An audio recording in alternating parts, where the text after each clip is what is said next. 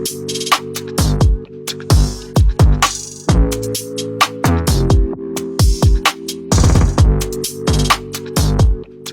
আলাইকুম।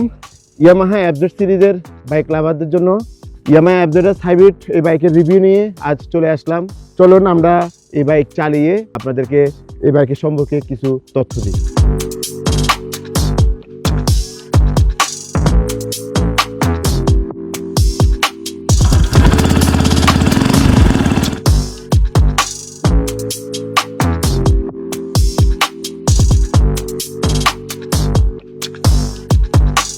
এই বাইকটা চালিয়ে আমার খুব ভালো লাগলো। ইয়ামাহা এফজেড ভার্সন 1 থেকে ভার্সন 4 প্রতিটি বাইকেই নিত্য নতুন ফিচার্স নিয়ে আসছে। তারই ধারাবাহিকতায় এই সিরিজের নতুন করে যোগ হইল ইয়ামাহা এফজেড এফআই হাইব্রিড, যা আমাদের দেশের রাস্তা ও ট্রাফিক সিগন্যালের জন্য বেশ উপযোগী। অনেকে বলেন যে হাইব্রিড কি?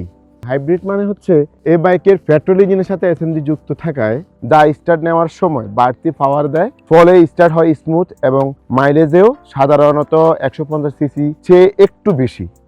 কারণ ট্রাফিক সিগন্যালে এবং জ্যামে যখন আমরা দাঁড়াবো, স্টপ স্টার্ট সিস্টেম নিচ থেকেই ইঞ্জিন বন্ধ করে দেয়।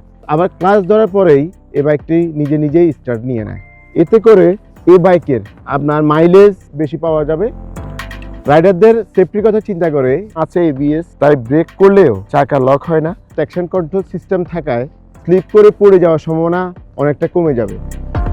ডিজেল মিটার দিন ও রাত অনুযায়ী নিজের থেকেই ডিসপ্লে আলো পরিবর্তন হয়, তবে বাটন দিয়ে সব সেটিংস সহজেই কন্ট্রোল করা যায়।